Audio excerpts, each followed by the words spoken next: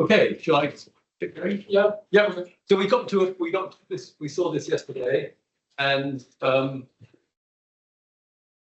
so I talked about the co-rotation resonance and the outcome of that resonance, and I haven't talked about resonance, which is at least as important as the co-rotation resonance, which is the inner resonance. So this is where you're on a relatively small orbit around the galactic center, and you're going around faster than the bar, and you perceive the non-axisymmetric force provided by the bar at a frequency which matches your radial frequency. Going around faster, and so the frequency at which you perceive the bar is twice the difference between you going around frequency and the bar's frequency. And the reason I haven't talked about the inner resonance is it really lies beyond the scope of perturbation theory, unfortunately. So, and I haven't really got a fix to this problem. This is an illustration of how bad the problem is. So this is one of these plots. I showed similar plots yesterday. This is angular momentum plotted this way and radial action plotted this way. So we're talking about orbits in the equatorial plane of the galaxy. So when you said what the angular momentum J phi is and what JR is, you've said exactly what orbit you're proposing to talk about. Except these, of course, are the actions of unperturbed orbits, or of circular orbits. Sorry, not circular orbits, orbits with an axisymmetric potential, of course. As you go up here, they get more and more eccentric. So here we have one of these ladders. I showed this, or two ladders like this, here on the left there, right? So this was the ladder belonging to the outer limb ladder resonance, and I'm now showing you a ladder belonging to the inner limb ladder. The thing is, well, first of all, you can see it's a very wide ladder. Here is the line of perfectly resonant orbits in the axisymmetric, i.e. the unperturbed potential, and the stars, perturbation causes them to vary their radial action, vary their J phi, so that this sum, JR plus 2J phi, what's called is constant. So the stars move up and down these lines here. And well, there you can see they're moving quite a long way up and down these lines, right? And the thing is, the potential in which I did this had only 1/10 of the strength of our galaxy's barred potential. So that tells you that tells you kind of how strong the perturbation is. If we go back, well, okay, so sorry. There are bars which have, if galaxies which have even stronger bars than our own, this bar, our own bar, actually is such that there are galaxies where this is so strong that this region of trapping extends all the way down here to J phi equals 0. In our own galaxy, it doesn't, and that's actually very important practically because, oops, here we go, because these orbits here are the ones which are librating, this so-called X2 family, are the orbits which are, circulating inside the inner limb ladder resonance. These orbits here, well, and especially these orbits here map inside this, they're on an even smaller scale. There are even smaller ones that map inside this white area, okay? These orbits here are very eccentric. They are the result of perturbing with the bar a very eccentric orbit in the axisymmetric potential. And there is important astronomy, as Mattia will tell you from his thesis work, there is very important astronomy associated with the flow of gas into the galactic center, which typically sort of hugs the closed orbits, and it hugs them all the way down to this cusped orbit. And then, because gas can't really flow on self-intersecting orbits, it plunges onto these orbits. And we have a central molecular zone, CMZ as it's often called, which is stuff piled up on these orbits, which is a region of very intense star formation. And you see the trace of this cusped orbit in the distribution of neutral hydrogen. So what I want you to take away from this is that in our galaxy and in other people's galaxies, the inner limit resonance is strong. It is so strong that for pretty much all reasonable eccentricities, the transition from trapped to untrapped on this side of the on the high angular momentum side of the resonance is continuous. Remember, I talked about the continuity in the context of the outer limit resonance, in the continuity of, in this context, that at very low radial action, the transition even at the outer limit resonance is continuous rather than discontinuous here. That's to do with being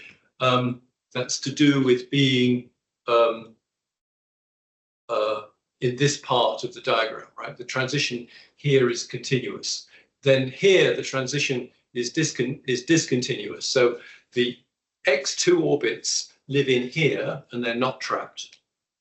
But the X1 orbits down to the cusp orbit and beyond live here. But it isn't really helpful to think about this in the context of perturbation theory. We don't actually have a really convincing way of talking about this in non-perturbation theory. It's an exercise for the reader. Okay. So adiabatic invariance. So if the potential changes on a time scale is long compared to an orbital time, then stars which start on a given torus experience the perturbation in essentially the same way, because they cruise around their torus. They sample their torus on a time scale which is a few times the orbital time scale. If the Hamiltonian is changing on a longer time scale, they all perceive the change in the Hamiltonian in pretty much the same way, which means they all move from a torus of the original Hamiltonian to a torus, an orbital torus of the new Hamiltonian. And that mapping is a mapping induced by the Hamiltonian, and the Hamiltonian induces canonical maps. And since an action is an integral PDQ, which is conserved by Poincaré's theorem, the new torus has to have the same actions as the old torus. So if the Hamiltonian changes slowly, everybody on a given orbit moves, or the given torus moves to another new given torus. These two tori being linked by a canonical transformation have to have the same actions. And the practical effect of that is that the actions of the orbits don't change, even though the orbits do change. Right? You've got a new Hamiltonian, therefore you have a new angle action coordinates, new tori, new everything. But whole tori are transported to whole tori if the change in the Hamiltonian is slow enough. If you change the Hamiltonian quickly, then particles which are well separated, stars that are well separated phases on a given torus will have different experiences of that change, and they won't move to the same torus, and everything's more complicated. So this, I've said all that, right? And that is all very convenient because it means that in order to know how the system is going to evolve, we don't need to know by what path it evolved. We only need to know where it started and where it finished, because everyone keeps their actions constant. So the distribution function stays constant when expressed as a function of actions. And when you know what the new Hamiltonian is, you can reconstruct. You can reconstruct the galaxy in the new potential. Now, if we've talked about these resonant islands, so the canonical picture of a resonant island is, this is not a very good pen, is it? Let's try a flatter one.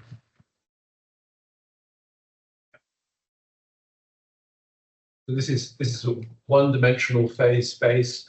This is in some sense the slow, J slow, theta slow space. Right? We showed that in resonances that we can, the secret of understanding what's happening is to reduce the problem from 6 phase-space dimensions to 2 phase-space dimensions, which is spanned by the slow action and the slow angle. And we have an island like this. These are the trapped orbits, and then outside we have the untrapped orbits. These orbits are vibrating, trapped around the closed orbit, which hits there, and these ones outside are circulating.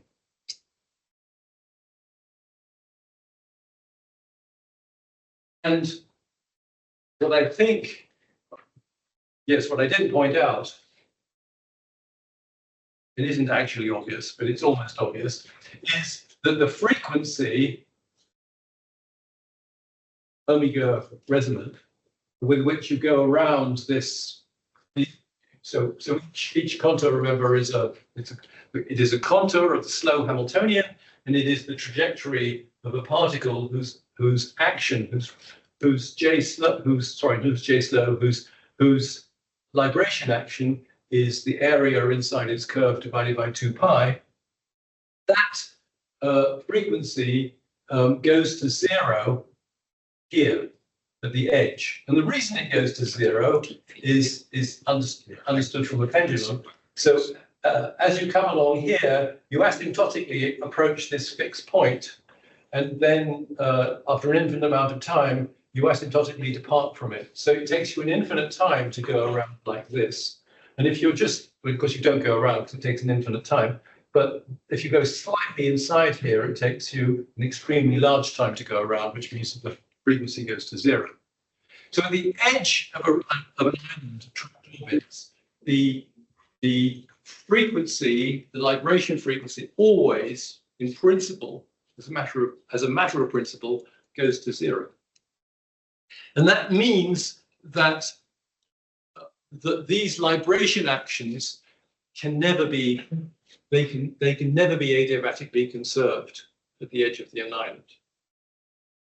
What does that mean? That means that particles do change their actions. And let's talk a little bit about how that would happen. Supposing, right, let's make this a concrete example. Our own galaxy has this bar, which goes around clockwise, and we sit here, roughly speaking, goes around clockwise. There are parts that bar is substantially made up of stars which are or exist because many stars are trapped by it. We have every reason to believe that the frequency omega p with which this thing is going around is declining and has been declining for a long time. What does that mean? That means all resonances moving outwards. Inner limb-led resonance, co-rotation, outer limb-led resonance, ultraharmonic resonance, you name it, it's moving outwards. So what's the constant of that? This island, which of course is in phase space, not real space, but nonetheless it's associated with orbits in real space, right? This closed orbit around which everything is trapped is growing. And this whole thing is it's getting bigger. And how did this trapping happen? Well, the bar came along and it was weak and it was feeble. And first of all, it trapped it was so weak and feeble it could just trap a couple of orbits around the closed orbit. And then it grew in strength and it trapped some more, and it trapped some more, and it trapped some more, and it trapped some more, right? On what time scale does this happen? Indeed. Well, the cosmic, I mean, we're talking about what happens, we think, over 8 bigger years or that kind of thing. The age of the bar is subject to discussion, but it's certainly measured in gigayears. So this thing grows exactly like a tree trunk, right? In the middle of the trunk is the carbon and everything that was laid down when the tree was a tiny whippy thing. And on the outside is what was laid down last year. Now, so what we have in this resonance is is precisely analogous to what the people who do dendrology or whatever it's called, who date objects by ships and things by looking at the tree rings. In the middle, you have the stars that have been there the longest time and were trapped at the smallest radius. And on the outside, you have stars that were trapped rather recently at the current co-rotation radius, near it. So, and there is an abundance in elements, Fe over H, as you within the galaxy, with metal richer stars in the middle and metal poorer stars on the outside. So you expect that the stars in the middle are metal richer than the stars on the outside. And you find it is so. This is the work of cheaper, rim-pay cheaper. You don't get that first one. Ralph Schoenrich is the last name, and in the middle here is Risky. Frisky, yes, that's it. Yes, Frisky. Okay. So you come up with this process of movement of instances and how it might have astronomical consequences, I guess, was first mentioned by Matur in the context of the one-to-one resonance that I was the first resonance I talked about. So the resonance between the vertical frequency of a star and the radial frequency of the star, which it will always be moving upwards, whereas this resonance moves outwards. And in that context, it was called levitation. Because it was a moving upwards, he called it levitation.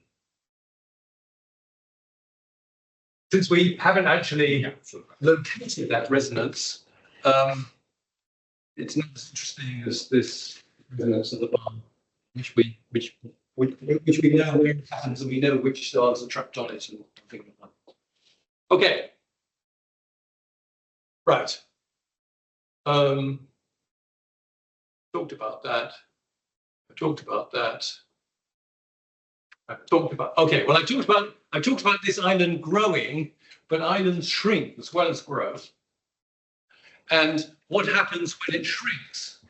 Well, it's the stars that have the largest libration actions which will be let free. And how will they be let free?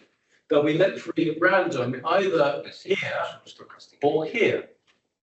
And there is, and here we have J phi greater than some critical amount, and down here we have J greater than J phi plus delta, and here we have J phi less than some critical value plus delta, minus delta.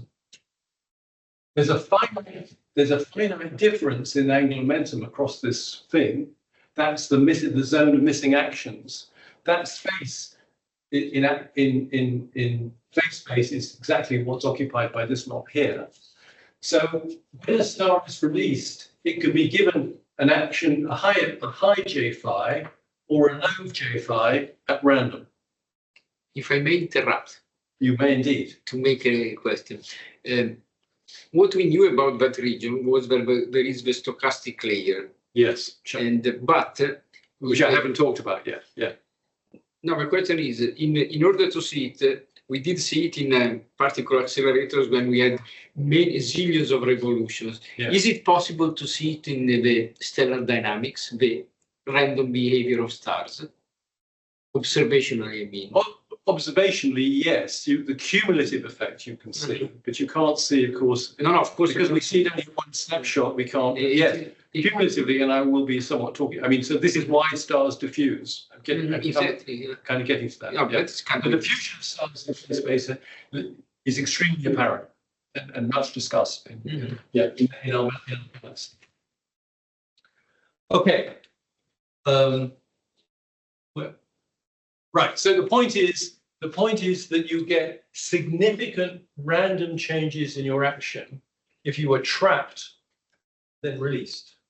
Because a star, supposing this island can't make its mind up about how big to be, sometimes it's it's a bit bigger than another time, then you might find yourself trapped down here when you have small angular momentum, and then you're released up here into bigger angular momentum, just like that. All in the, well, it's not just like that, because it's all in the time it takes you to get around, which, as I've said, is a long time if we're on the edge. But this is probably the important reason why stars do change their actions. So the adiabatic invariance principle says that stars will not change their actions. So when the galaxy's potential gets deeper and flatter because we're accumulating gas all the time, that it doesn't necessarily lead to any change in the star's actions. But these sorts of events, like a moving bar, well, insofar as there are resonances doing trapping and untrapping, it will cause stars to change their actions. So the classic, okay, so then there is this phenomenon of chaos, which the classic paper, which is worth looking at even now, 1967, which is the date being essentially determined by the era in which there was a decent computer, I think in this case in Princeton, that you could just play with rather than something that was reserved for bomber makers, cryptanalysts. What they did was they wrote down this cubic Hamiltonian.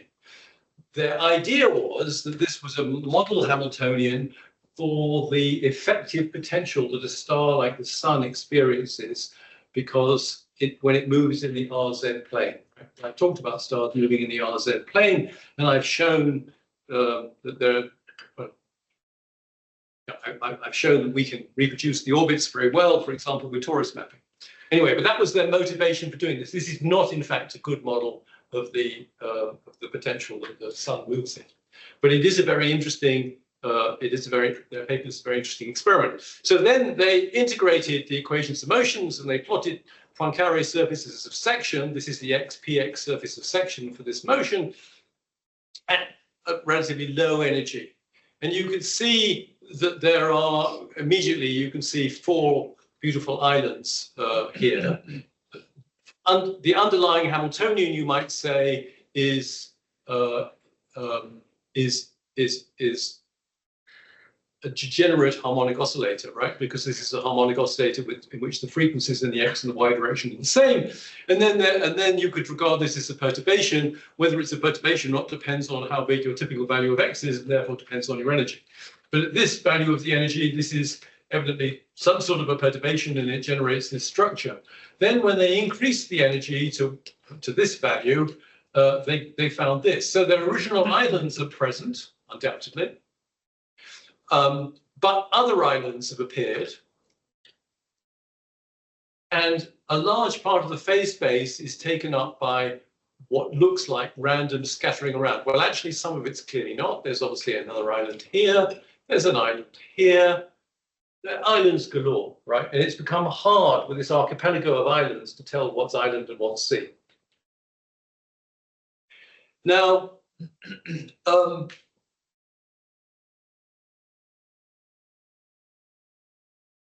So from Helen and Eilers, which was it's been read by loads and loads of physicists, not just astronomers, although they were astronomers, the word got out that when you were at low energy, there could be ordered, quasi-periodic motion, and then as you went to higher energy, you'd have chaos. That isn't really a decent way of looking at it.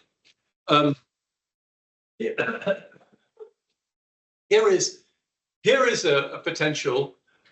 So we take a flat rotation. The logarithm is inspired by the idea that galaxies have vaguely flat rotation curves, right? So what is this? This is a constant. This is your radius, your axisymmetric radius, and so this much generates a more or less flat rotation curve kind of structure. All the way to infinity, and then this is a modulation, a cos2 phi modulation in the potential, and it generates this surface of section. And I've plotted in different colors. So here we have orbits, loop orbits that go around one way, go around, so we say clockwise around the potential. Here we have ones that go around anti-clockwise. This is a closed orbit. These are orbits of higher eccentricity. And then at some critical eccentricity, the orbits change into what are called box orbits. I probably should have plotted them, but it doesn't really matter. They change into a different class of orbit, which is characteristic. This bifurcation into two types of orbit is analytically understood from the Steckel potentials. But this is not a Steckel potential. There is essentially no sign of chaos here. Everything is wonderfully orderly. Okay, so let's add to the non-axisymmetric component a term that goes away, that becomes small as r becomes small or becomes large when r becomes large, and this now happens. Now we have a big, what looks like a stochastic layer, and the coloring is designed to emphasize that, because here you see a load of points in magenta or some color a bit like that, which mixed amongst black points, as a matter of fact. So which all come from the same orbit. So it's clear that in this zone, so here we have, and the white space just means I haven't generated orbits there. It's not significant. Here we have orbits, loop orbits of a certain eccentricity, and at a much smaller eccentricity than over there, all hell breaks loose. The box orbits still exist, but now we have very powerful, we have big islands here. Can you see? Of resonantly trapped box orbits. And there's some islands here of some other trapped orbits and so on and so forth. So it's not really because we've increased the energy, it's not quite clear. I really don't think we understand properly what it is which causes this chaos to exist. Now, Poincaré showed you before the First World War that unless the potential was exactly integrable, there had to be in this transition zone a stochastic layer, a layer of not regular quasi-periodic orbits. But this can be so small it's almost impossible to find, or it could be large. And exactly what. So in my experience, the potentials that one plays with more look like this than that, but what? Yes. Okay. Now, the standard explanation for this outbreak of chaos, it isn't when, as I say, I don't find this a satisfactory explanation, but I'm sure it's part of the truth, is that in a case like this, there are many islands trying to trap. There are many islands, there are many resonances, and each resonance has some notion of the stars which it ought to trap from its, from that resonance. So what we could do, but actually it hasn't been done shamefully, is construct, is do torus mapping to fill this space with, foliate this space with proper toruses. And then on each proper torus, calculate what the residual Hamiltonian is, right? So we would fill this space with tori that were the best approximation that we could get to orbital tori, but they wouldn't have, they wouldn't lie in surfaces of constant Hamiltonian. The difference between the mean Hamiltonian on that torus and the actual any location Hamiltonian on that torus, we can then regard as a perturbation on the motion over that torus. I talked about that yesterday. So we could do that, and we would find that there were, on many toruses, there would be a significant number of terms in the perturbing Hamiltonian, right? So there would be the perturbing Hamiltonian would have little coefficients h sub k that were non-trivial for several values of k. And for each hk, I could do a pendulum equation sort of thing and decide what its range of trapping would be. And the conventional wisdom, which is associated with Chirikov, is that those zones of trapping would overlap. In other words, there would be two toruses, two resonances trying to get hold of many stars. And so what actually happens is that stars go around this resonance for a bit, and then they jump to another resonance. And then probably there's somebody else fighting for that, so it jumps to another resonance. And so it wanders through the phase space from resonance to resonance. And I think you can see, if you look carefully, if you integrate a chaotic orbit and you look at short segments of it, you can persuade yourself you are indeed seeing a series of quasi-periodic chunks. So I think this is true, all true, but the problem is that it's not clear why the best fitting Hamiltonian has to have these several resonant terms. If I would do this with a Steckel potential, I would fit it with some toruses, and I would look at the residual Hamiltonian, it would be zilch. There'd be nothing there. Can you repeat this, please? Repeat this last statement. The last statement. If I would do this torus mapping on a Steckel potential, I would do the Fourier analysis of the residual Hamiltonian, and I would find it was nothing. There were no HKs, nothing. So the existence of resonances is absolutely inevitable. The frequencies are functions of the actions. When you change the actions, the frequencies scan the real space. And they will coincide with integer, their ratios will fall into integer combinations in a mathematical sense, almost never, but all the time from our perspective. There will be resonances all over the place. It is inevitable. It cannot be avoided. It is a fact. What determines whether we have resonant trapping and or chaos is whether the residual Hamiltonian has power of that Fourier term, that K. And we don't have, so there are these experiments I'm talking about with torus mappings that haven't been ruthlessly done.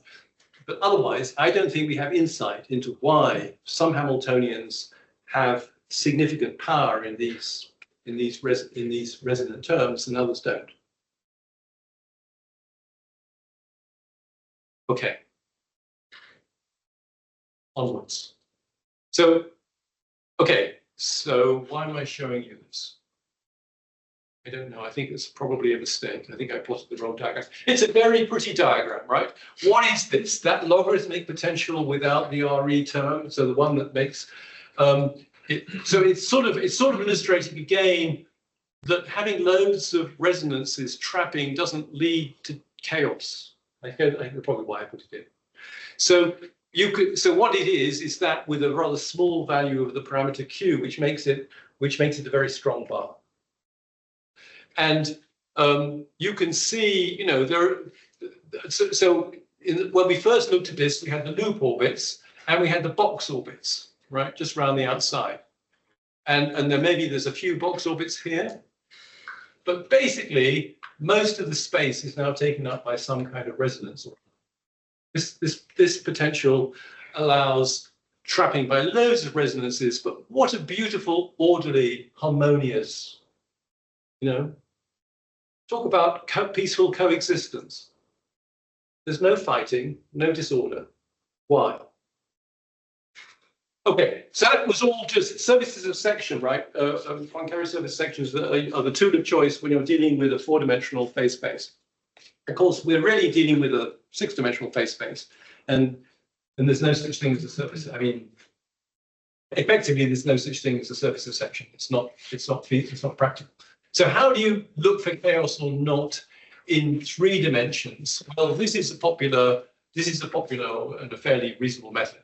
You integrate a load of orbits started from initial conditions which sweep through. You need some grid of initial conditions. You want to generate orbits which sample all the possibilities, and you do it in some systematic way, right? You go down the minor axis of the potential, and at the minor axis of the potential, you fire stars with certain angles, all at the appropriate speed to always have the same energy or something.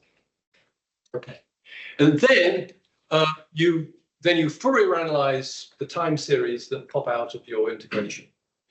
So you find what the principal. Remember, if these orbits are quasi-periodic, they're going to have discrete frequencies in their spectra, and those frequencies will be all expressible as integer linear combinations of three things. Let us call those three things omega x, omega y, and omega z. And then you plot each orbit in the omega z over omega x, omega y over omega x plane, right? But when those frequency ratios, you make just two numbers. So each dot here is an orbit in a triaxial potential of some sort. And you get a picture that looks like this. So you can see in this zone here, it's like a military parade. The dots are all lined up in some orderly manner, which is reflecting the fact that you went through phase space in a systematic way. So you sampled the J's in a systematic way. The omegas are smooth functions of the J's. And so you got this order reflects the order in which you search the space. But you also find that there are lines which are not populated, and you find there are lines which are anomalously populated. And these are the signatures of resonances, of resonant trapping. Exactly what you get in terms of not population or overpopulation, it depends to some extent on the algorithm you are using for your Fourier analysis, because in the event that the orbit is trapped, two of these frequencies, or there is an integer relationship between these frequencies, and so the orbit cannot be characterized only by these three frequencies. There's another frequency, the libration frequency, that comes on the scene, and your Fourier analysis software will do funny things depending on who coded it. You really would like it to pick out, I think, just omega x and these ones, but it will be a bit confused by the presence of this other frequency, which is often quite a low frequency. And so, for example, omega x plus a bit of omega libration could be mistaken for omega x, etc., etc., etc. So I don't think there's much significance attached to whether these lines are white or black. But it is clearly the signal. They are signaling orbital trapping. And what's more, you can easily, looking at these lines, you just eyeballing them, you can associate these are the K vectors. So this is 3 omega x plus 1 omega y minus 3 omega z is equal to 0. Yeah, you can figure that out. So that's the best available way of studying resonant trapping and whatnot in three-dimensional potentials. So that's all I want to say about orbits. Are there questions that anybody would like to ask about orbits before I move on to equilibrium models? Should we have a rest now? Or I'm happy to go on, but yeah, maybe it's okay. Let's have a break now. So it's a good moment to stop. So, yeah, all right, okay. Let's stop 10 minutes and Yeah, stop 10 minutes. okay. Ready to go? Yep. Okay, so once you've understood orbits, the next item on your agenda towards modeling galaxies is to put orbits in equilibrium at a potential system. Populate these orbits in such a way that together they generate gravitational potential you were studying. And then after you've done that, you ought to be investigating the response of this system to being stimulated. So today my agenda was to talk about equilibrium models, i.e. the population orbits. And since I'm running a bit late, I have truncated this quite considerably. I'm just going to remind you of some very basic things to do with, so ergodic DFs, the DFs depending on the Hamiltonian. So Jeans, 1916 or so, pointed out with some embarrassment that the condition for a distribution function to be a steady state solution of the collisionless-Boltzmann equation is that it is a constant of motion. And then he said that means that any steady state distribution function must be a function of a complete set of constants of motion. So that's what we call Jean's theorem. He said this is really very obvious, but it doesn't seem to be in the literature. Okay, so the simplest distribution functions depend. So distribution functions that we are going to consider depend on the phase-space coordinates via constants of motion. The simplest ones depend on the Hamiltonian, which is always a constant of motion in the fixed potential, and these are the ergodic DFs.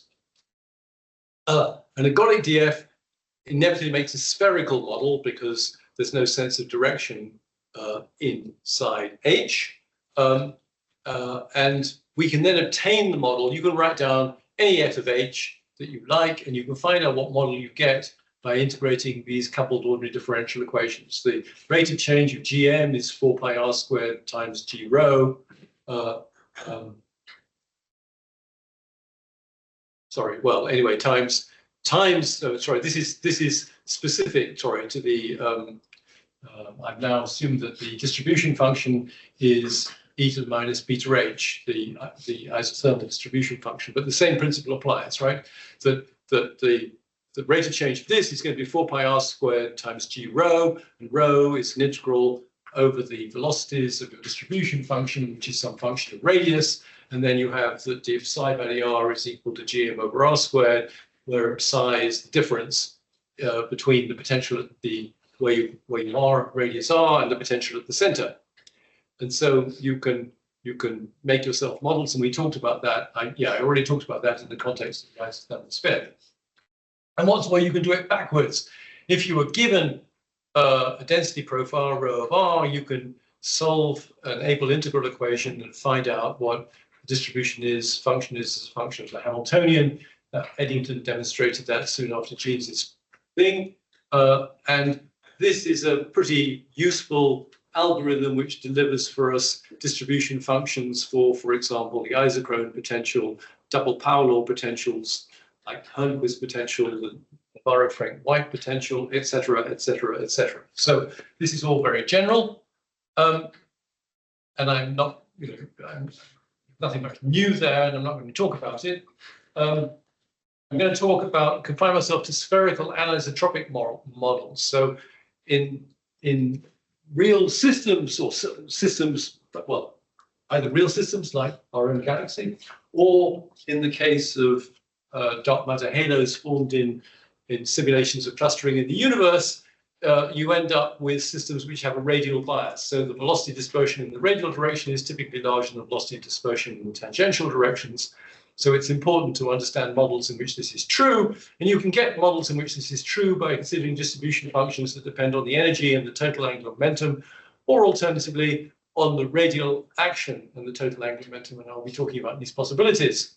A very popular class is this, where you take the distribution function depending on E and L, which is the total angular momentum to the minus 2 beta, where beta is some number you choose, times f of E. You can actually, if you know what the density profile is, you can solve for f of E once you've chosen beta, in fact, by a version of the extension of Eddington's inversion principle.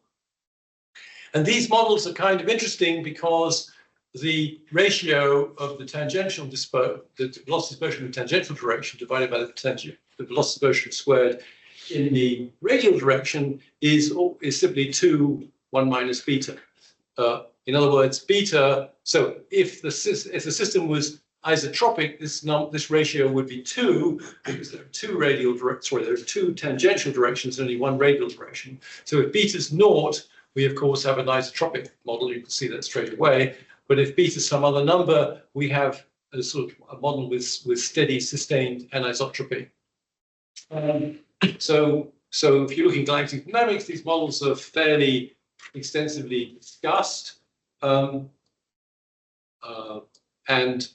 a point that's made there is that as you vary beta, you don't change this ratio very much. This is the probability distribution over energy of stars. The distribution function at a given value of energy changes a lot, but if you integrate over all angular momentum, it doesn't change that much. This diagram is kind of illustrating it, which I think is for some Turnquist model. The full line is the isotropic model. The dashed line is betas minus a half, which gives you strong anisotropy in a tangential sense, and this is betas plus a half, which gives you strong anisotropy in the radial sense. And you can see these curves are quite similar. Right. I think I've gone too far. Is there one before that? But this, yeah. Okay. No. Wait.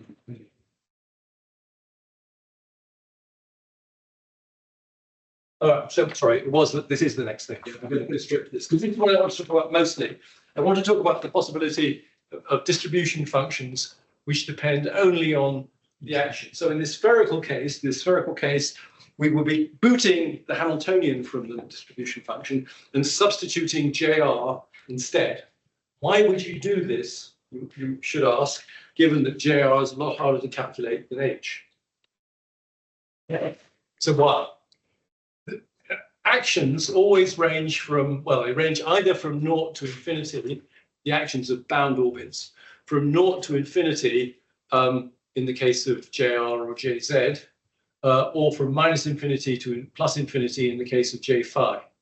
Whereas the Hamiltonian covers a finite range, we can say there's the middle of, if you just sit still in the middle of the galaxy, in the middle of the system, you have binding energy minus whatever the potential is there, and then asymptotically you become free at 0. But you don't know what that binding energy in the middle of the galaxy is until you solve the model.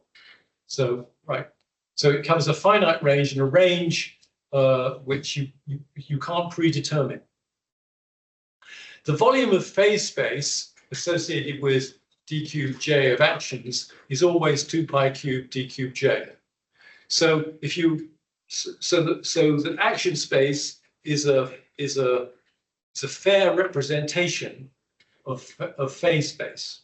It's sort of shrunk by a factor of 2 pi cubed, just a constant, whereas the number of stars with energies in E to E plus dE is a complicated function G of E of energy, which you don't know what it is until you've found the potential, which you don't know when you start out.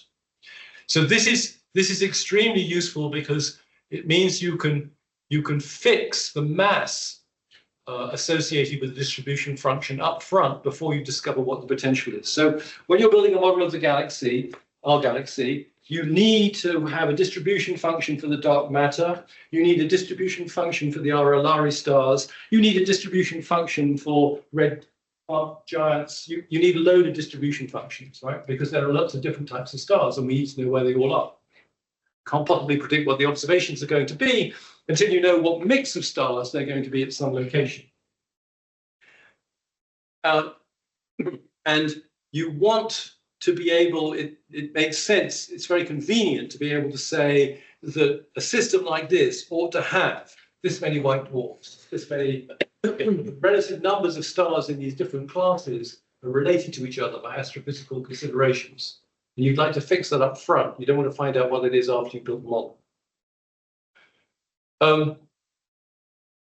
As I've already made this point, well, potentials evolve on a cosmic timescale because our galaxy is constantly accreting intergalactic gas, making the potential deeper, but the actions are adiabatically invariant under this. So that means that the distribution function is invariant under the accretion of material. The observed distributions in VR and VZ in our galaxy are very different.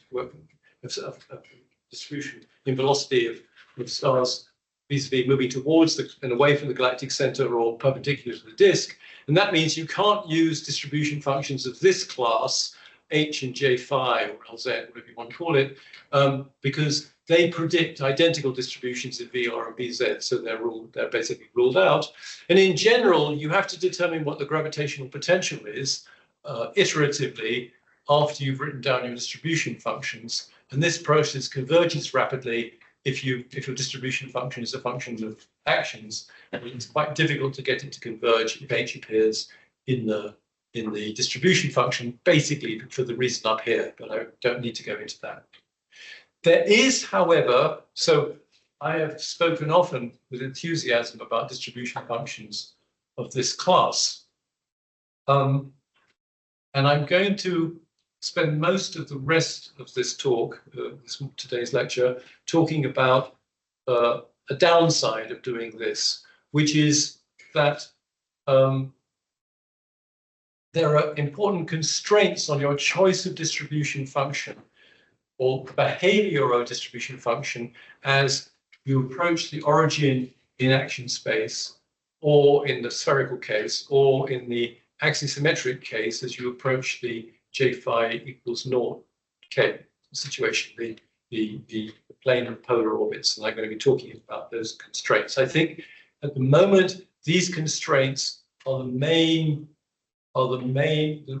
difficulty of dealing with them is the main thing holding me back anyway in the more effective modeling of Gaia, etc. data. Okay, so I'm going to start talking about a model I understand, the isochrone model. So I think we've talked about the isochrone potential. So this is Enel's rather simple spherical potential that looks a bit like it's associated with the model that looks a bit like a globular cluster. Its Hamiltonian is this in terms of actions, where J0 is this particular combination of the radial action and the total angular momentum. And the total angular momentum, I don't think it's written down here, but this L, by the way, is Jz plus the modulus of J phi.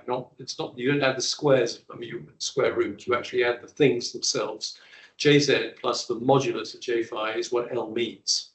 And so this particular combination of actions is what needs to appear here, and that's the Hamiltonian of the isochrone potential. Now, let's consider the gradient df by dj over df by, sorry, this should have been jj. Once df by dji over df by djj.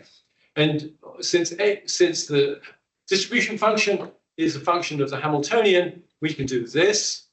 Then df by dh cancels, and we're looking at this ratio here, which of course is the ratio of the frequencies.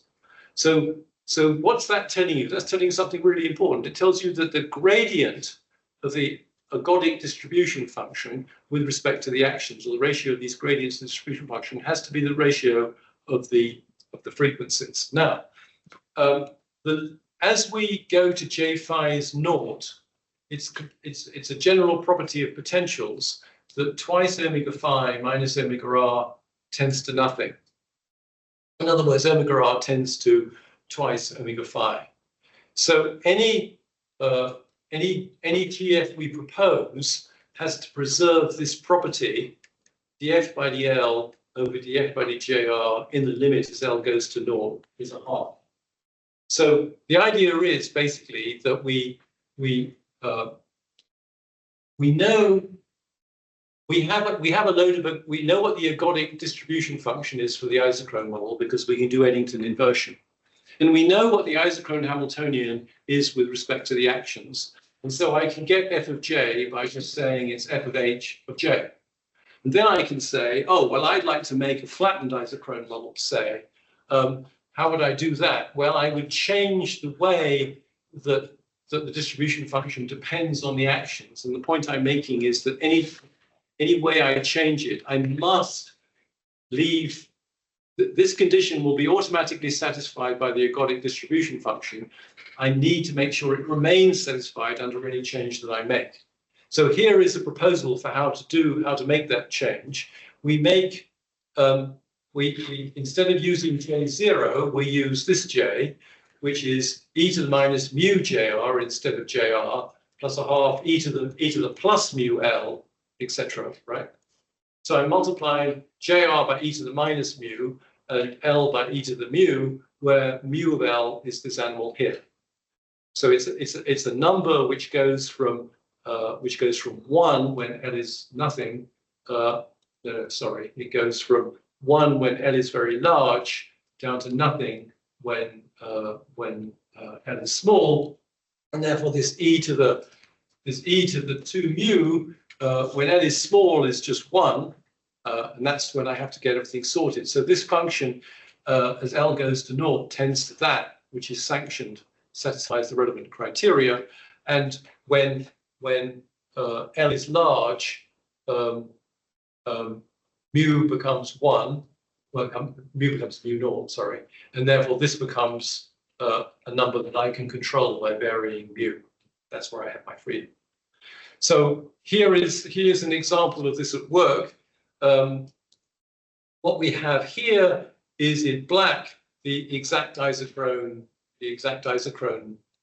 No, in red we have the exact isochrone. Excuse me. And in black we have a self-consistent model with an anisotropic velocity distribution. Here we see VC, the circular speed. So we haven't quite. We have a model which is very similar to the isochrone. It's not quite the same as the isochrone, because it's certain. So it's certain reflected. In fact, the circular speed is a little bit lower. The peak circular is a little bit lower, but you can see it's very similar. And here we have the velocity dispersion in the radial direction, and here's the velocity dispersion in the tangential direction. So we've introduced significant radial bias. This is what the velocity distribution looks like. The distribution, it's a histogram of n v radial or n v phi at a certain, an arbitrarily chosen location, showing that the v phi distribution is narrower than the VR distribution. The reason this is all very undramatic, and you're probably not the tiniest bit impressed. The reason that I'm impressed is that there isn't a kink in the v phi curve at v phi equals 0, which if you just blindly change the distribution function, you'll find you get, and it's very unphysical. Okay, so that's an example of a way of choosing reasonable distribution functions when yeah, right, for a spherical model, and I want to generalize that. So I picked on the isochrone because for the isochrone, I know analytically what h of j is. So I can make f of j from the ergodic distribution function with h replaced by its function of j. And I'd like to do that more generally. So let's start with scale-free models. That's to say a model where if I want the gravitational potential at xi times x, or a multiple xi of a location, then the potential, it varies like xi to the a. It's just rescaled version of it's the potential at x. So the potential at a place further out is the potential at a place further in times the ratio of the distances to the 8th power. In the case when a equals 0, this power law relationship goes over to adding a logarithm, right? And then basically we can show a virial theorem for such a potential. This is a little bit of algebra that explains how if I differentiate this with respect to xi, because of this, you can see that I can take that out, and therefore I can show that this derivative is this, and that yields this result here, that x dot gradient of phi is a times phi. Then using that, I can demonstrate a sort of virial theorem from the, take the equation of motion, use this result, and I come to this conclusion that twice the kinetic energy is equal to a times the potential energy in the case that the potential satisfies this. And so the total energy, which is the kinetic plus the potential energy scales to a times itself. So the whole potential scales to this. So I have a scaling, and then I say that an action scales like, well, it's a distance times the velocity. So it scales. I made all the distances bigger by xi, and we know how k, the kinetic energy, scales. So I use this knowledge to eliminate xi from the energy equation that I had just over the page, and we get this. So that tells me how the energy at a rescaled action depends on the energy at the unrescaled action. Here is the scaling factor. And then rather than, so I want to use a function to define a surface of constant energy. So you can, of course, you normally would do that by simply giving the function h of j itself. Obviously, if you vary j and h stays constant, you're on a surface of constant energy. But another way to do it is to introduce the function L sub c, curly L sub c of j. What does that do? It, by definition here, returns the circular angular momentum at the energy that is associated with j. So j is at the moment an unknown function. If I specify j, I'm specifying a point in action space, an orbit. That orbit has an energy E. The function L sub c returns the circular angular momentum at that thing, at that energy. So it's a function on action space which has the same dimensions as action, has the dimensions of action, but it's constant on surfaces of constant energy. And so in a scale-free model, it scales like it's a homogeneous function of degree 1. That is to say, L sub c of zeta times j is zeta times L sub c of j. So the ratio of two actions is the ratio. Sorry, this should be an L. This should be an L sub c, right? So because it scales like the actions. So I've got these ratios. I want to get rid of them, and I'm going to replace them by ratios of these L sub c functions. Okay, so the hypothesis is that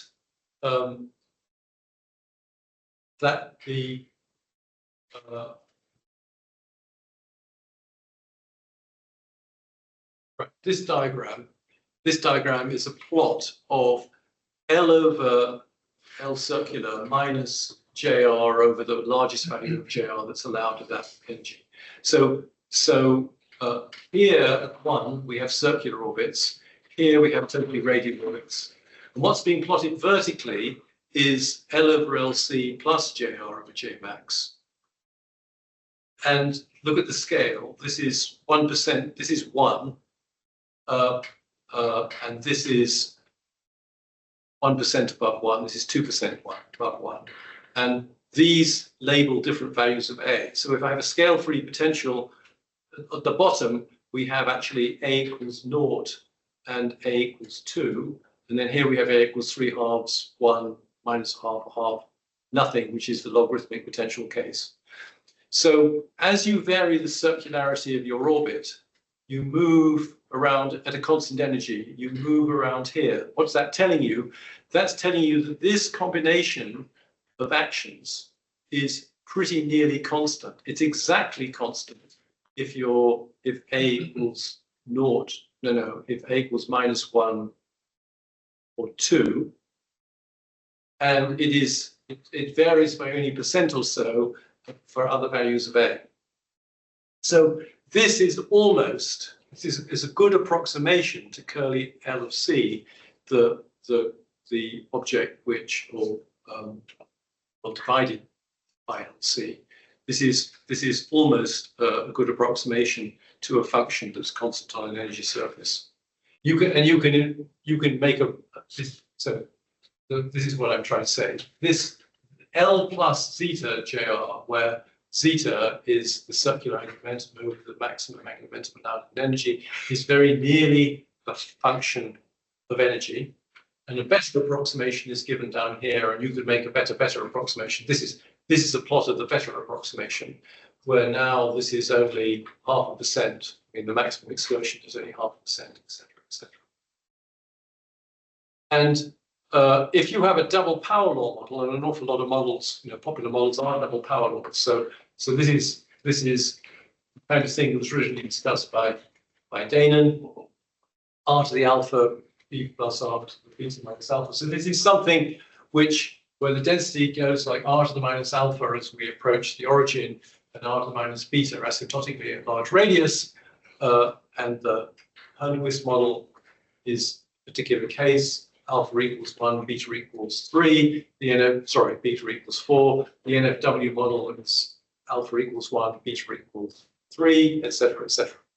So if you apply the logic I've just described at small radii, where this is looking like a scale-free potential, and at large generates a sort of scale-free potential, or at large radii where it generates a scale-free potential, you come up with the conclusion that this distribution function would be sensible, where we have one of these functions for use at small radii and one for use at large radii, right? Because there are two different values of A. This is for one value of A, this is for another value of A. That gives you a distribution function, and here I'm plotting self-consistent models. The black curve, I think, is the analytic function, and the dotted curve is the self-consistent model. You can see that they agree extremely well. Here you're seeing the velocity dispersion of those models, etc. So that is demonstrating that this apparatus does enable you. These are the velocity dispersions. Excuse me. One of them is tangential and one of them is radial, and I'm trying to make the ergodic model. I'm trying to write down the distribution for the f of j of the ergodic model. So I want these curves to precisely agree. Well, they don't precisely agree, but they're pretty close, and they are valid models. Here's another approach to the problem. Now doing, making an anisotropic Plummer model. So if you integrate orbits of different eccentricity of a common energy in a Plummer potential, you can show that's what's happening here. A load of different, so again, totally radial orbits on this side, totally circular orbits on this side. Each curve is done at a different energy, so one energy, and basically this commodity y is what's being plotted, and so y equals naught is y doesn't vary much around naught. So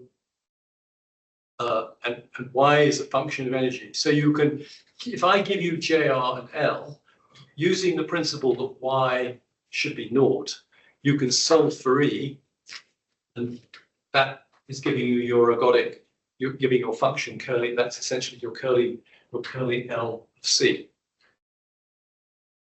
And here is an anisotropic Plummer model. Black curve, I think, is the, yes, black curve is the Plummer density profile. Magenta curve is for two. No, I've made two models. One of them is isotropic and one of them is anisotropic. I think you can see just about here that there's a black curve and a dotted curve, and this is the velocity dispersion. Black curve is the isotropic analytic model, Eddington, and the dotted curve is my f of j approximation to it, and then the magenta curves show an anisotropic model. And here are the velocity profiles at some radius, and you can see that they're very smooth and unexceptionable. So again, the apparatus works. So so what have I done? What I've done is describe an approach to making entirely reasonable anisotropic models, spherical models. I didn't say, well, yeah, I should have said when we were talking about the models of constant beta, why they're functionally useless. You can't use them for studying something like the galaxy. Let's go back, and I should have pointed that out. What did I do with this? What was wrong with what you can find already in galactic dynamics? What's horrendously wrong about it is so these models are completely useless, because think what really happens. If you want radial anisotropy, you take beta to be a positive number, right? Like, this. So we do want radial anisotropy. The stellar halo of the galaxy is quite significantly anisotropic in the radial sense. What does that do? It means the phase space density goes to infinity as the angular momentum goes to naught. So when you have data such as we have, where you can study the velocity distribution in detail, you can tell that the density of stars isn't going to infinity as angular momentum goes to zero. I'll show a plot, that kind of thing in a moment, and it's completely boring.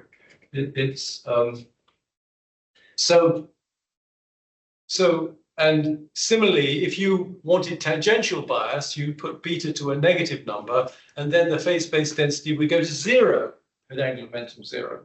It isn't a serious proposal that you can use when you have information about internal velocity distribution. This is only satisfactory if all you can do is talk about velocity moments, like sigma. But that's not the world we live in. We live in a world where we have detailed velocity distributions even for external galaxies. So you have to address this problem that I have here been addressing of how can I make such things? And the point I'm making is you can't just write down any old function. You have to respect the frequency ratios in particular places. Okay.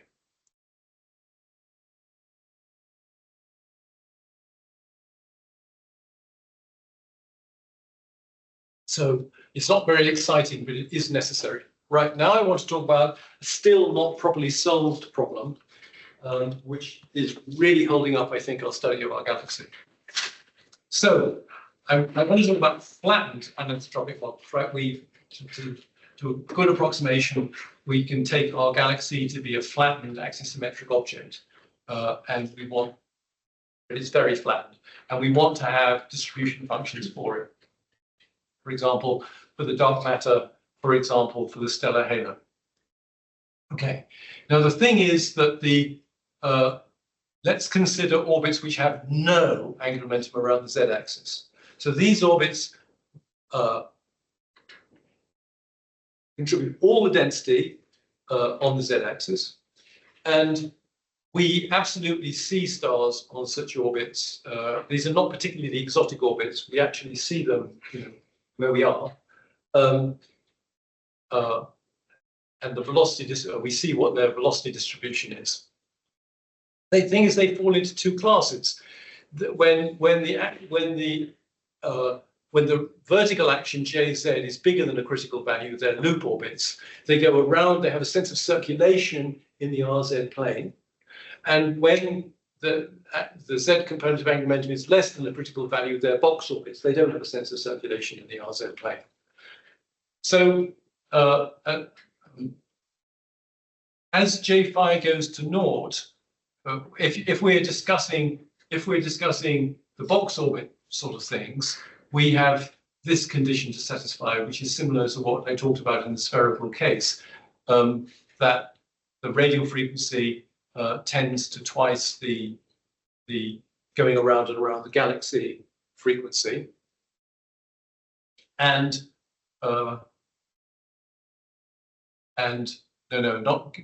here omega phi. Sorry, that shouldn't be phi really. It should be going around and around in the polar orbit in the RZ plane, and when JZ is bigger than the critical value, we should respect this condition here.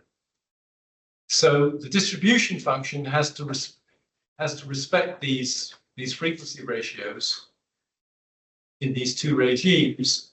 And here is a proposal for how to do that, which I haven't yet succeeded in implementing because it's actually quite tricky to determine that number there.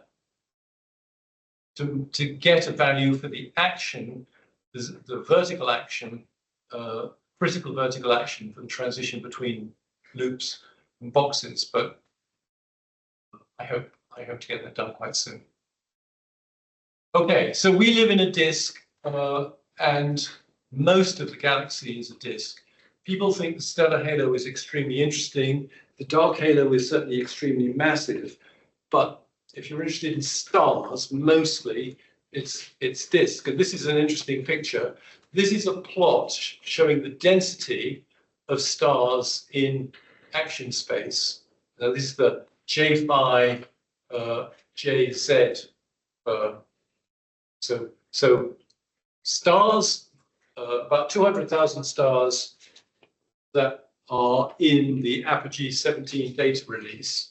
So these are and contribute to this using the Gaia DR3 astrometrics.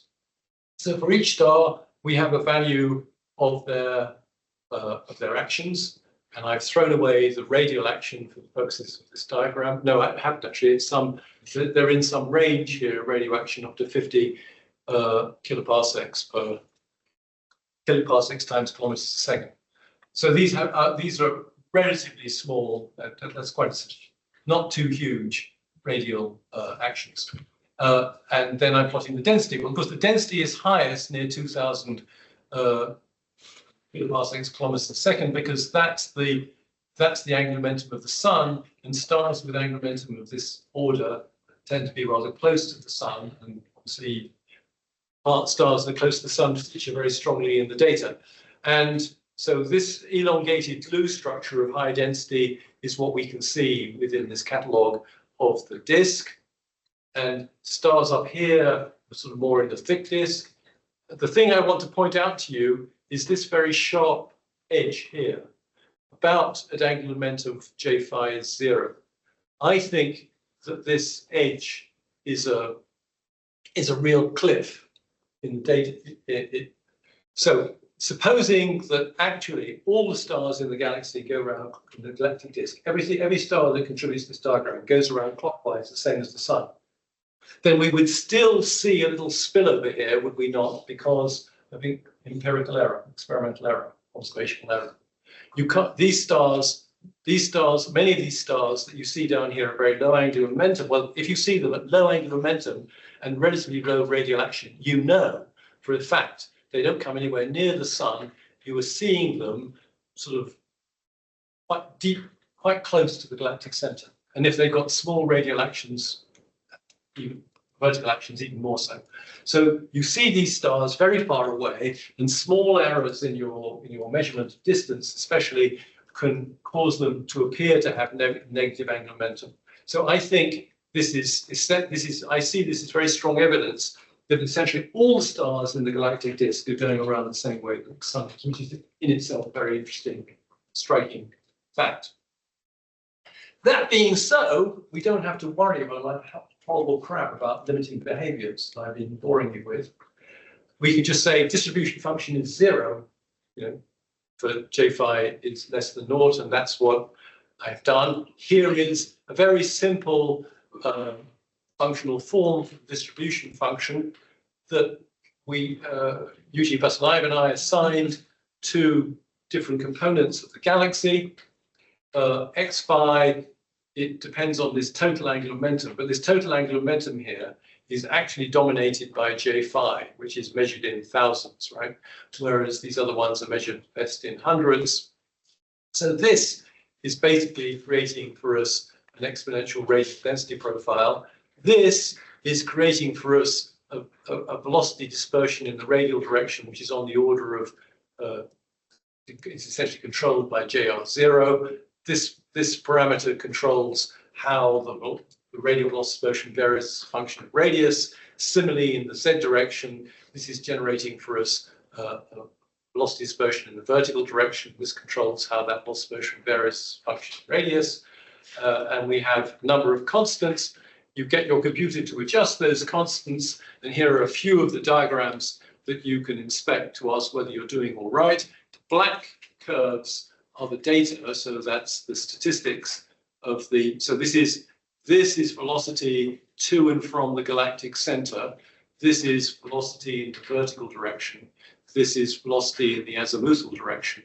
These are at different radial, this is at, yeah.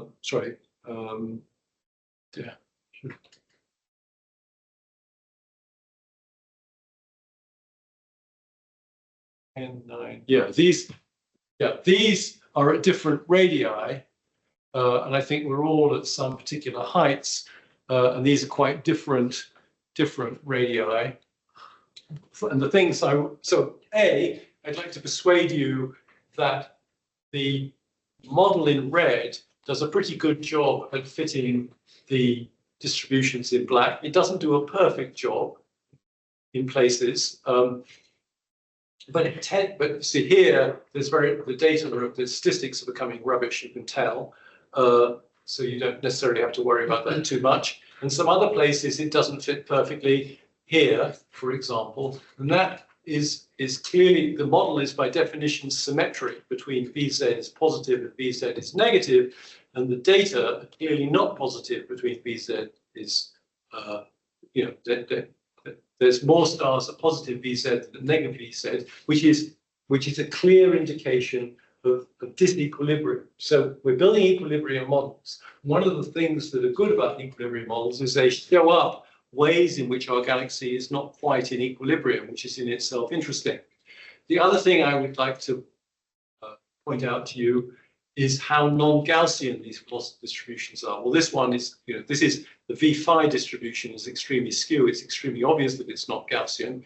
These distributions are also not Gaussian. This is log density being plotted here versus linear velocity. So a Gaussian distribution would be a parabola.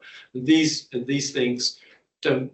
If you plot the parabola with the same standard deviation on here, you can see that they're really quite different.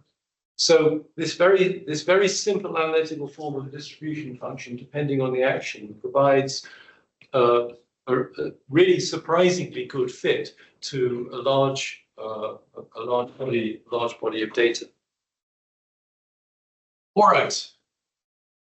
Well, I've truncated today's agenda so strongly that I moved to tomorrow's. I mean, here is tomorrow's agenda. What should we do?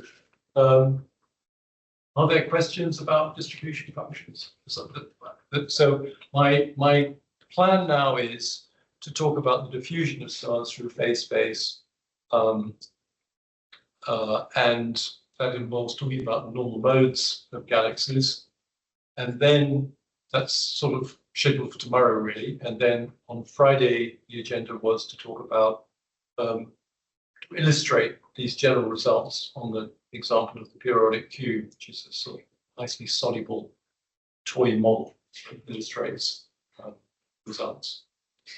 But I knew I was behind, so I cut the stellar equilibria right down, and perhaps I've cut it right down too much. But maybe there are questions about what I've been talking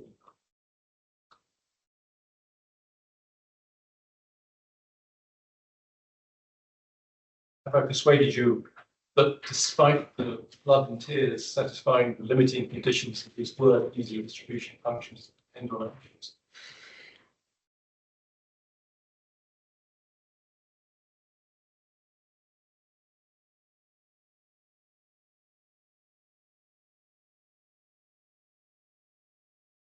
Shall I go on, Matthew, or shall I stop?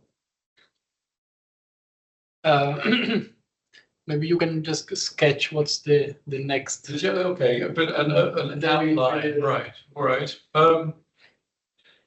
What's the general? Well, okay. What's the general thing? Right. So, what we're going to do is basically talk about this result. So we've got ourselves an equilibrium model. And its distribution function is going to be called F0. It depends on the actions.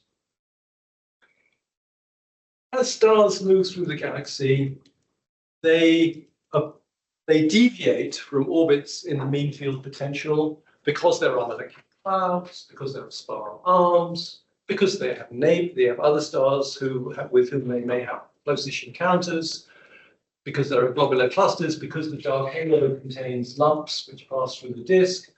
There are many things which are real, which we have not included in our model galaxy, right?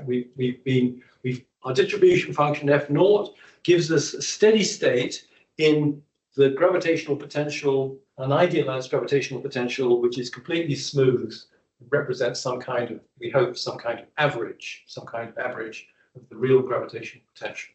So stars, the actions,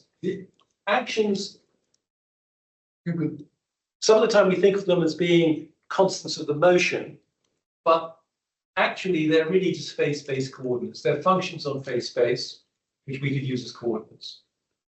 And if you're moving in the potential for which those are the angle action variables, then they're constants of motion.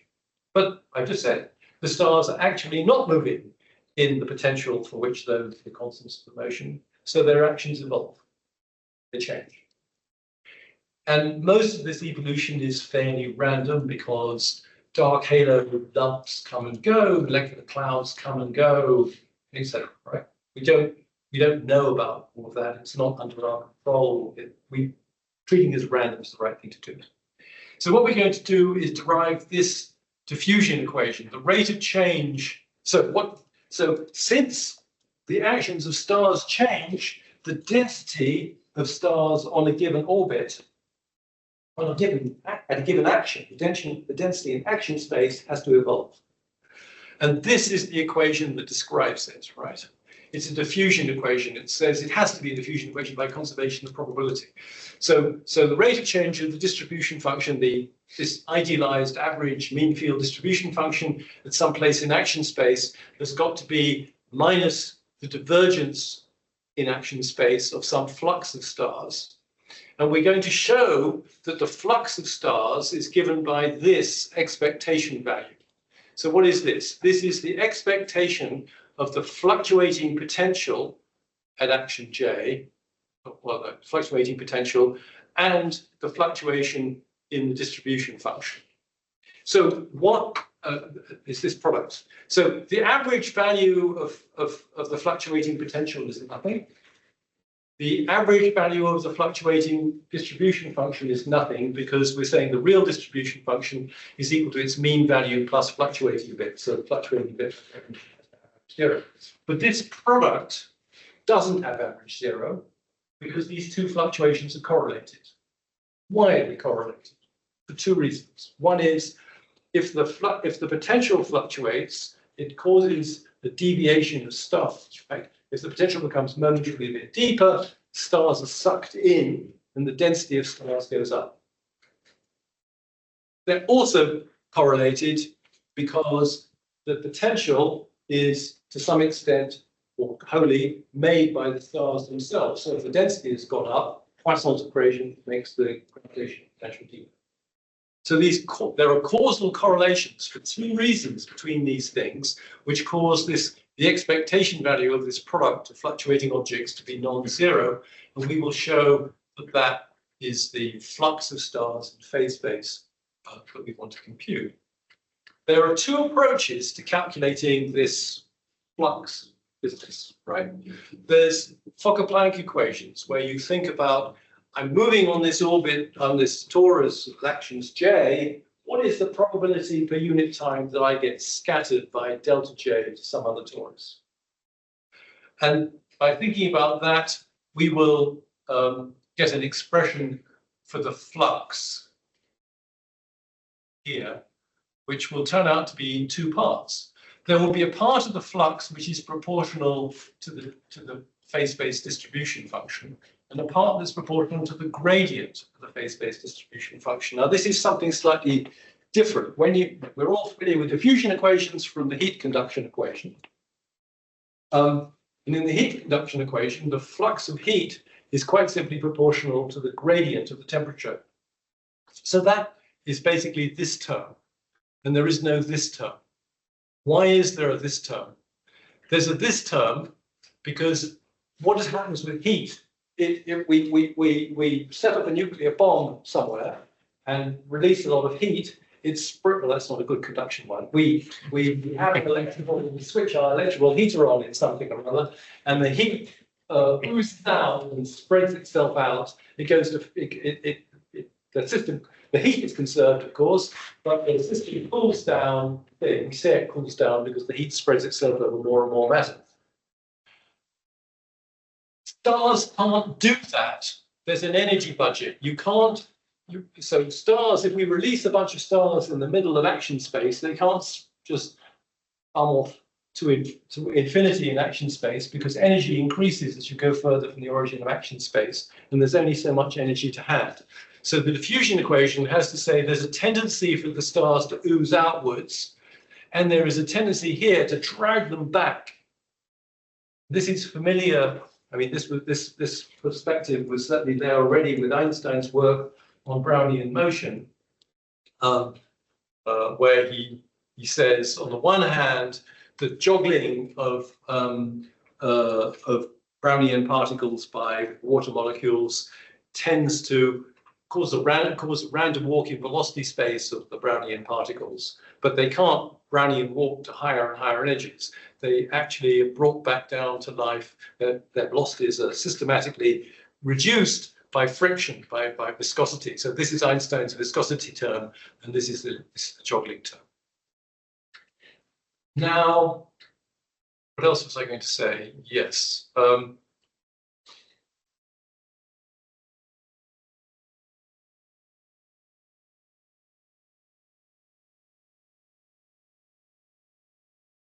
It's interesting. It's interesting to work out the star-star scattering problem from this Fokker-Planck perspective. So I was going to take you through this slightly tedious calculation tomorrow. Basically, so in the case of star-star scattering, it's kind of really obvious that energy has got to be conserved. That some stars will luck out under star-star scattering, but by conservation of energy, others have to lose out and go to lower energies. And it's good to go through this calculation and understand how the micro reversibility of processes enables you to leads to this kind of conservation of energy. Yes, here we go. Here's a reversibility principle. So here we say the probability per unit time that a star with actions J plus delta encountering a star with actions J prime plus delta prime moves to that, because they each suffer change in actions minus delta and minus delta prime. I'm not claiming that delta and delta prime are positive objects or anything. They're just symbols. So this is the probability that we go from J plus delta to J, and the probability that we go, this is the probability that we go from J to J plus delta. It's of the reverse process. And the reversibility of macroscopic, nearly all physical laws says that the rate at which this process happens is equal to the rate at which that process happens. And that enables us to untangle this and derive explicit expressions for the diffusion coefficient. So this is what gets multiplied by F in the diffusion equation. This is what gets multiplied by dF by dJ, and we can demonstrate conservation of energy. Now there's a different, then the next section here, what we're doing is setting about calculating what these diffusion coefficients would be by integrating the equations of Hamilton's equations of motion. So dBdt of delta is the rate of change of action. So we can get it by differentiating the Hamiltonian with respect to appropriate angle variable, etc. And the thing is, we're taking into account the fact that every star appears to be more massive than it really is. I made that point about inverse Debye spheres or whatever already yesterday, that each star has entourage of other stars which make it seem heavier. And so this potential of psi is not just the Kepler potential, it's the potential generated by the star plus its entourage. And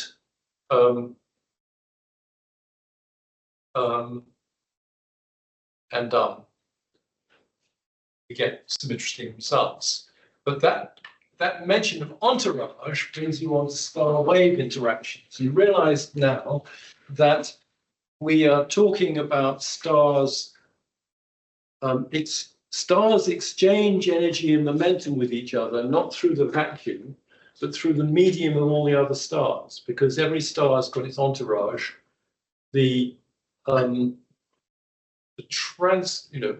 a star transfers energy to its entourage, and then its entourage transfers it to the entourage of the entourage. And in this way, the energy eventually arrives somewhere else. So this is like what you do in electromagnetism or whatever. You accept that when you have reasonably fast-moving particles, you can't consider that there's action at a distance. You have to take into account the energy momentum which is stashed in the vacuum in transit from place to place. So then I want to talk about star-wave interactions, where we do the bookkeeping. We say there's a wave field, there's sort of collective oscillations of the whole cluster, which is interacting with individual stars, and we should do our bookkeeping. We should make sure that the energy is taken.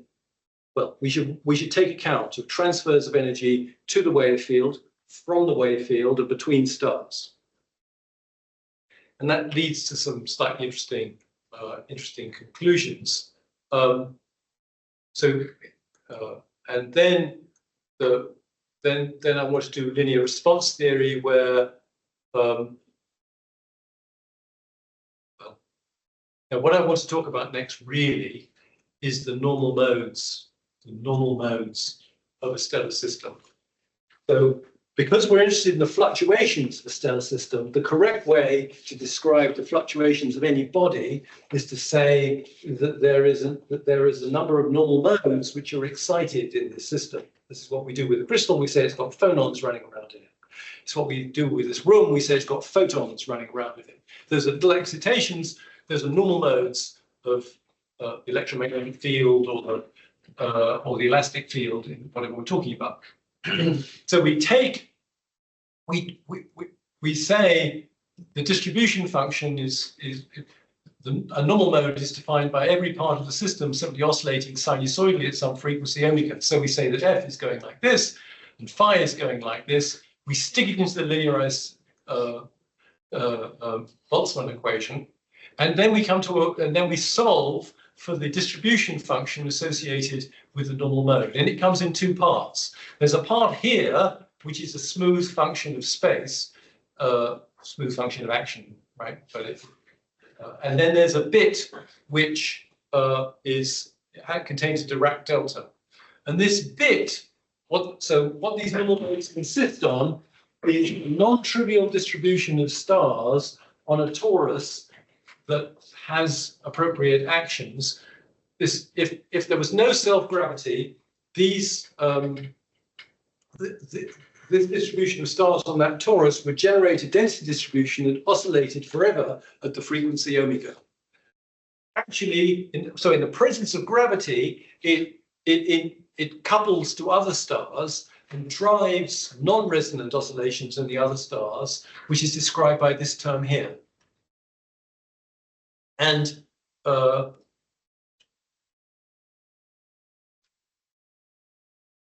yeah, right. So the dynamics of these things consists of these two parts.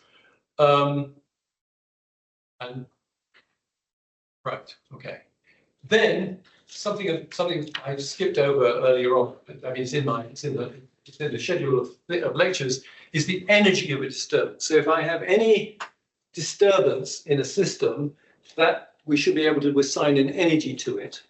When we do electromagnetic disturbances, we calculate, we discover that the energy of an electromagnetic disturbance is b squared plus b squared over 2 mu naught, or whatever it is. We discover that, if you recall, by working out the work you have to do moving a charge through the vacuum to create that electromagnetic structure. Well, an earlier stage here, I've done the same thing. I've dragged an externally imposed potential through the star field to set up a disturbance F, and in that way calculated what the energy of the excitation is. And it turns out to have this rather extraordinary form. So this is defining an inner product, but the inner product is defined in such a way that f squared, the mod squared of a distribution function, here I'm considering two distinct distribution functions, f and f tilde, but if I make f tilde equal to f, this thing on the right delivers the energy associated with that disturbance.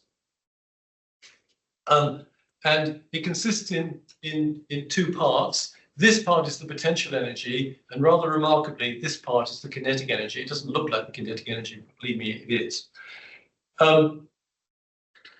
The modes of a stellar system are orthogonal under this inner product, are orthogonal, hence this direct delta involving the frequencies. So this is the inner product of a mode of frequency omega and a mode of frequency omega prime. Sorry, we lost the prime there. Is this direct delta times some number which we interpret as being the energy of the mode. If you put omega equal to omega prime, you would object that this left-hand side is going to become undefined or infinite or whatever. And that is because the wave functions, the distribution functions of these normal modes contain direct deltas. And therefore, an individual normal mode does, formally speaking, have an infinite amount of energy. It doesn't matter because always when we're integrating over the frequencies, over a non-zero range of frequencies, and the direct deltas will take care of themselves. And because the normal modes are orthogonal under this inner product, the energies of normal modes are additive. That is a terribly important property of a normal mode in an ordinary system. And I'm going to demonstrate that that's true also in the stellar dynamical case. Then I'm going to talk about if you set up an n-body simulation, you start with a mean field model and you sample it. So you assemble n phase-space coordinates, which statistically speaking represent your mean field model.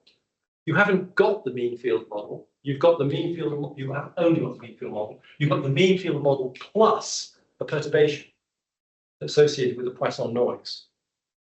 And so the next thing is going to be to calculate. So we are able, doing that, we are able to calculate this thing. So the distribution functions of the normal modes contain these g functions times a delta function. And I want to, this is a very important relationship because it tells me what the expectation value is of the product of two of these g functions. When the normal modes are excited by Poisson noise, and I'm going to use that to, well, understand what happens when you start quantitatively when you start a numerical simulation, but I'm going to calculate this expectation value, which is what drives the diffusion, right? The divergence of this with respect to J was what made the diffusion coefficients. And I'm going to calculate it by writing down the distribution function, sorry, the potential times this is the distribution function of a normal mode. And then I'm going to say that the potential is I can get from the normal mode, and I'm going to pop it in there, and we'll work it all out, and we will arrive at explicit expressions for the diffusion coefficients. That's basically my agenda.